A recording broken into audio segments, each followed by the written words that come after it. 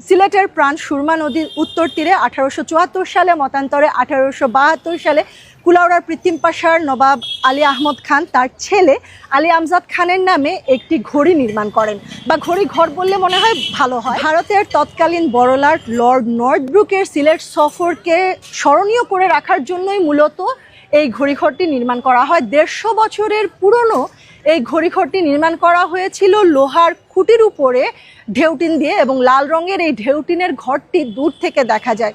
এই ঘরটি ক্ষতিগ্রস্ত হয়েছিল 71-এর মুক্তিযুদ্ধের সময়।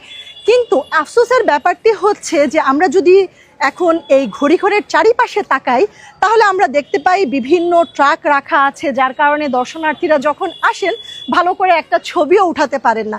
আরেকটি ফানি ব্যাপার বা দুঃখের ব্যাপার, আমি জানি না আসলে কি বলবো, সিলেটে এত জায়গা থাকার পরেও এই ঐতিহ্যবাহী ঘড়িঘরের পাশেই কোনো একটি স্থাপনা নির্মাণ কাজ শুরু হয়েছিল। পরবর্তী সময়ে সিলেটের সচেতন মহল যখন প্রতিবাদ করেছেন, আমি এখন লেখা দেখতে পাচ্ছি নির্মাণ কাজ আপাতত স্থগিত রয়েছে। আমি জানি না কারা এই বুদ্ধি দিয়েছিল এইখানে কোনো একটি মুরাল স্থাপনের জন্য। আমরা যারা সিলেটের মানুষ আছি তারা চাই এই ঘড়িঘরটি সুন্দরভাবে রক্ষণাবেক্ষণ করা হোক।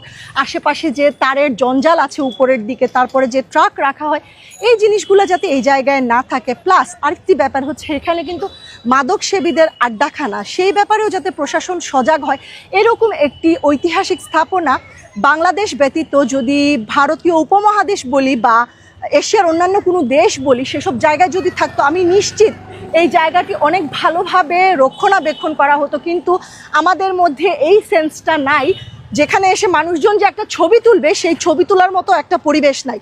তো আমি আশা করব আমাদের যে লোকাল প্রশাসন আছেন, আমি বারবার বিনীত অনুরোধ জানিয়েছি, কিন্তু এটার ব্যাপারে কোনো স্ট্রং পদক্ষেপ দেখতে পাচ্ছি না।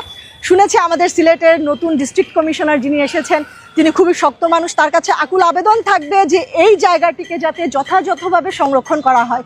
সবাই ভালো থাকবেন, সুস্থ থাকবেন, আল্লাহ হাফেজ।